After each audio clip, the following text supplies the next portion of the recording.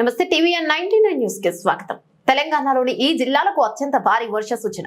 బంగాళాఖాతం ప్రాంతంలో కేంద్రీకృతమైన వాయుగుండం తీవ్ర వాయుగుండంగా మారే అవకాశం ఉందని, దీని ప్రభావంతో తెలంగాణలో ఇవాళ రేపు అతి నుంచి అత్యంత భారీ వర్షాలు కురిసే అవకాశం ఉందని వాతావరణ కేంద్రం తెలిపింది.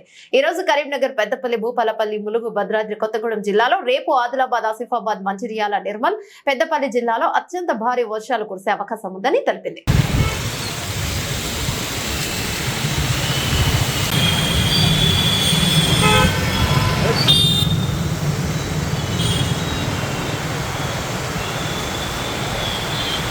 Yeah.